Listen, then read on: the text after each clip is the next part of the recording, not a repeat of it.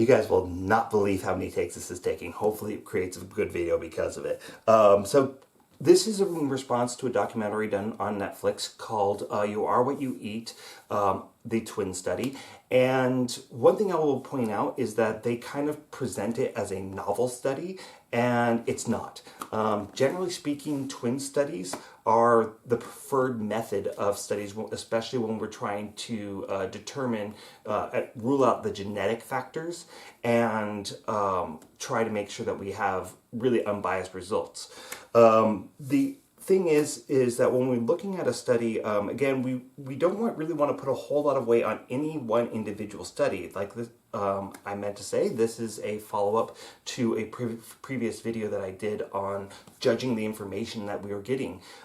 This is a single study. It has not seen peer review. It hasn't been replicated rather, by an unbiased source. It's not part of a meta-analysis. So whatever findings it has are definitely going to be subjected to scrutiny, and as they should be. And so when we are looking at a study and we're trying to determine its validity, again, we want to know who funded it. This was funded by the Vought Institute, the Oceanic Conservation Society, and Beyond Meats. Some of those have a very, very obvious skin in the game when they're trying to determine whether or not we should be eating meat and whether we should be going to a omnivorous diet versus a vegan diet. And then we're looking at who actually conducted the study, and pretty much everybody that was involved in running the study were vegans. And so there's going to be some inherent bias. And when I'm thinking about how the documentary kind of rolls, it's the first and last episode focused a lot on the study itself and how the study was conducted. And I really appreciated the first episode because it was showing you how they were going to control the information that they were getting. And I think that's a really important thing for people to see, so that they can have a good opinion or better opinion about how studies are conducted.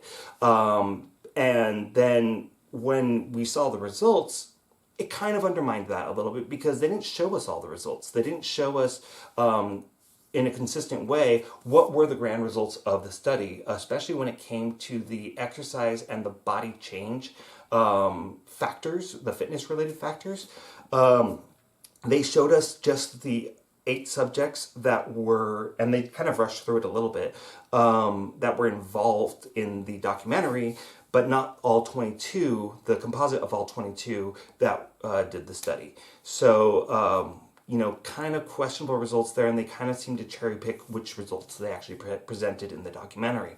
The middle of the documentary is actually a little bit cringy because it really, really showed their bias, and it undermined the message of the study itself, because it was showing that they were not unbiased in what they were doing. Does that necessarily mean that the findings of the study are completely invalid or wrong? No. But it is good that they, it is cringy, and it I think undermines their message by having such a clear conflict of interests in how they presented the documentary. So, we talked about peer review, meta-analysis. Those are things that we want to be looking at. We're not there. This is just a single study. The sample size, it was 22 participants. 2 of them I don't even think are valid in their final results because the participants did not adhere to the parameters of the study. And so really, if you're just looking at 20 people that we know of, and we don't even know if other people, because we only followed 8 people in the documentary. We don't know about the other, 14 people or whatever it was. 14, yes, I can math. And whether or not they all adhered to the study of what was required of them in the study. So, it's hard to judge the quality of the information that we're getting from the presentation of the documentary, but I do appreciate how they laid out the parameters of the study at the very beginning. The other things about the parameters of the study that were questionable to me is that they showed the participants the workouts that they were supposed to be doing, but they didn't have check-ins. They didn't do anything to make sure that all the participants were adhering to the exercise program. So we don't know how well the participants actually did that, and so that's going to tweak the results. The other thing that they didn't have control over is that they provided all the meals to the participants for the first 3 weeks. And then at week 4, the participants went to the grocery stores and they just bought whatever. And especially when you're looking at vegan diets and vegan diet adherence, when you send people out and they start and they are omnivorous to begin with, everybody that would participate in this study was omnivorous to begin with, and when they went out and started grocery shopping and whatnot, you know, they were like, oh, this is really hard to stick to a vegan diet. Well, that's, of course it is. No one taught you how to be a vegan, and vegan diets are challenging to get into. So, and especially to make sure that you're hitting all your nutritional benchmarks. I think that it would have made their case a lot better if the study had provided foods for both groups all the way through, so that you could actually have a really good data set. The other thing is that there was no control in the omnivorous group as far as the quality of meats that people were eating, and cheeses and other dairy products, eggs, that type of thing.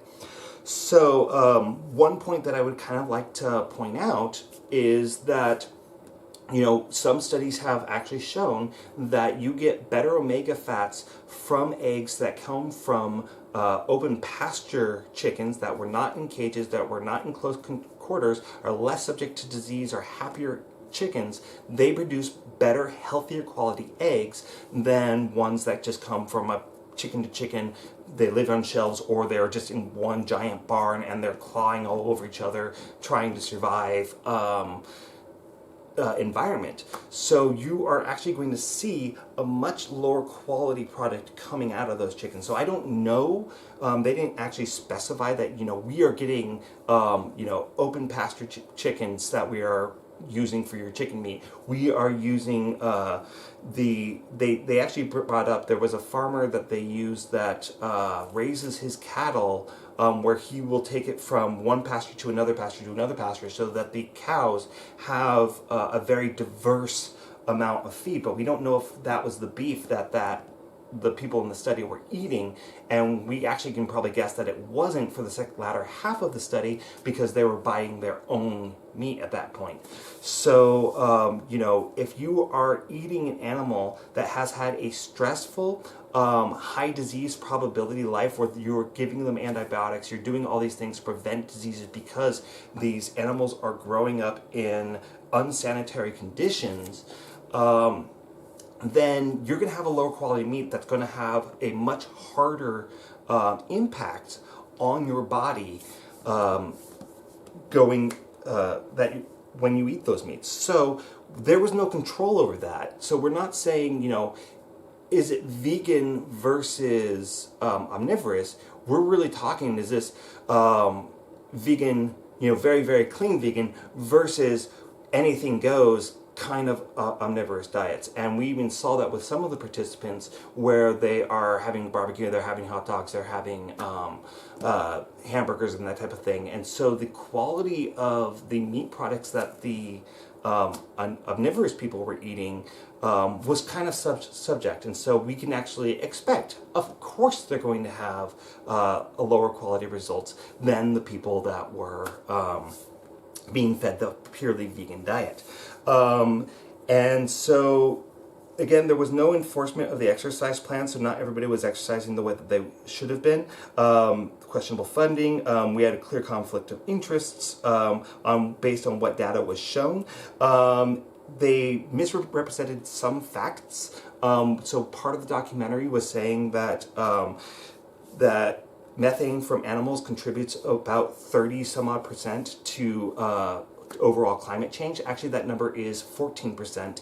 And it's still significant, but it's not what a lot of proponents of vegan diets tend to represent it as. And I am omnivorous, I am biased here, and I'm just going to tell you that right off the bat. I'm not saying this because I think that people shouldn't go vegan. I think you absolutely should if you think that you're going to benefit from it, or if that you have a health reason that you want, or maybe there's an ethical reason you want to do it, absolutely go vegan. I just want to make sure that you guys are seeing these types of data and being critical of what you're seeing. Another one that was kind of a laughable point to me was the changes in sexual arousal and sexual activity. When they did this, they only checked sexual arousal in women at the start of the study and at the end of the study. And what I kind of saw was that, you had these women that were going into a clinical setting that they were not going to be comfortable. They were searching for porn and they wish they had time to pick the porn that would be right for them. So there was no, experience for these women, and they were in an uncomfortable environment the first time they went through, versus the end where now that they are comfortable in that environment, now they can actually relax a little bit better. So if it were me conducting the study, before I got that baseline, I probably would have had them come in, for 2 or 3 weeks, once a week, and go through the experience without being tested. And then at the start of the experiment, now that they are acclimated to that environment, they get to choose their porn, and we could actually take that first test, and then throughout the experiment for the entire 8 weeks, have them come in at least once a week or once every other week to do the same thing, to again make sure that they stay acclimated to that environment, so that we have and we would also be able to see kind of a clear trajectory of arousal throughout the experiment. Another thing was they had a part where they had put a dye on chicken breasts that is not visible to the naked eye, but would show cross-contamination within a kitchen. And then they had 2 women go ahead and cook in that kitchen, and they were showing that there could have been spread of E. coli and Salmonella throughout the entire kitchen. And there wasn't any, at this point, I don't trust them to not have already, gone through and put finger marks all over the kitchen before they did the aha moment. And I saw that the women were actually washing their hands pretty cleanly. But, just as a side note, one of the things that they did that I didn't agree with, the women specifically, was that they prepared their produce before cutting their chicken. And I know that Jet made the point that, they're marinating the chicken, so it's going to take more time. But for me, I think it's always a good habit to prepare all your fresh ingredients before you prepare your raw meat in a kitchen, just to kind of prevent the spread of cross-contamination. Another point that Jet had made was that this might give people the wrong impression, to make people think that they are more immune to E. coli, Salmonella, and Listeria when it comes to, people handle chicken, they do less of a good job than these women were doing, and they cross-contaminate all over the kitchen, and then they're fine. Well, I think that we are exposed to these bacterium all the time, and our immune systems do fight it off most of the time. But when you have poor food handling practices, the odds of you developing foodborne illness from cross-contamination or poor hygienic practices, does go up when you're not being careful and you're not paying attention, you're not washing your hands enough and stuff like that. And one of the reasons why we don't necessarily get sick as often as you might get the impression from what that documentary is showing you, because they say about 25% of chicken from the grocery store is contaminated with one of these bacterium, is that we are cooking the meat, and that kills the bacteria. So it's really, really important that we are paying attention to that, and that we are being very careful with how we're handling our proteins. And so, yeah, they weren't checking on a weekly basis to ensure compliance and answer questions, so some of the results were a little bit questionable. They are pushing highly processed meat alternatives because it was funded by Beyond Meat, and these often do, especially Beyond Meat products, do contain unsafe levels of saturated fat, so they're not necessarily a good alternative to meat necessarily. You could actually probably have chicken as being a healthier option than a Beyond Meat product. I'm not going to say, you know, a high-fat hamburger is going to be better than a Beyond Meat product, but, you know, to be representing that as an obvious health alternative is kind of disingenuous, and they're kind of cherry picking what data that they're showing there. And again, we mentioned animal cruelty versus nutritional value, and I want to go back to that because at one point in time they were opening up a salmon that was a farm-raised salmon, and they were showing that the amount of unhealthy fats that were developing underneath the subcutaneous levels, and because that salmon had been exposed to high levels of fecal matter, because it was living in a stress-free environment, or a high-stress environment, not stress-free. It wasn't getting the exercise it needed. Like normal salmon, they swim long distances. They swim up steep channels and whatnot. You know, that is part of what makes for a healthy salmon, and that's why we get a lot of those healthy omega fats. So you're not getting a high-quality product when you're eating a farm-raised product. And so I just want to go ahead and review this. I do take notes, guys. I know you guys think I don't, but I totally do. So the fitness changes were not included in the end results for all 22 participants. So when they did the big college campus lecture hall presentation, they didn't show those results. They only did it for the participants that we saw. And of the data of what we did see, you know, we saw that it was harder for people to get enough calories in, particularly carbohydrate, when it came to the two black gentlemen who were very, very lean. They were underweight. So they actually had not great results. Another group didn't have really great results because they weren't eating the carbohydrates, and so they actually lost muscle mass, especially in the vegan group, and then they gained fat. But for the most part, all participants, especially on the vegan side, did lose visceral fat, which is the fat that goes around your organs, which is really the worst kind of fat to have on your body. So there were definitely good results that we saw with veganism, but I also want to point out that, you know, there was no control for animal protein consumption levels, right? So and this is a point that I've kind of mentioned several times on this channel, which is that the average American size for protein in a meal is between 8 and 12 ounces. Whereas the amount of protein that we can actually metabolize in a setting is going to be about 25 to 30 grams, which is going to be under a 4-ounce portion of meat. So I generally recommend to people to go with a 4 to 6 gram serving of protein, or ounce serving of protein, rather than the standard American 8 to 12. That is overloading our system, and especially if we are doing these high capacity, low quality meats coming from high capacity farms where the animal's stressed out, that is going to be a lower quality meat, and that's going to have negative impacts on your body. So,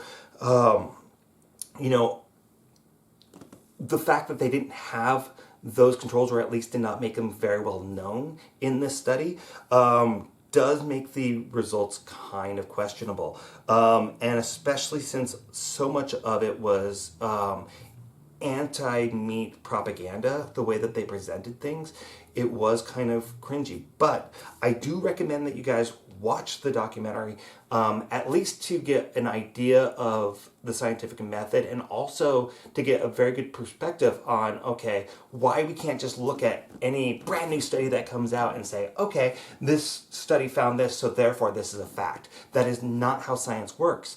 When a study comes out, you have to look at all the variables at it, and when people do a meta-analysis of those, they look at all those variables, and they're looking at multiple studies, they're looking at repeat studies, and then they're getting a scientific consensus that gets us closer to fact. Now, you can do a meta-analysis that cherry picks its data. Yes, that kind of thing can happen, but it's way less likely. So, I would say go ahead and watch the documentary, have fun with it. It's only 4 episodes, it's not that long.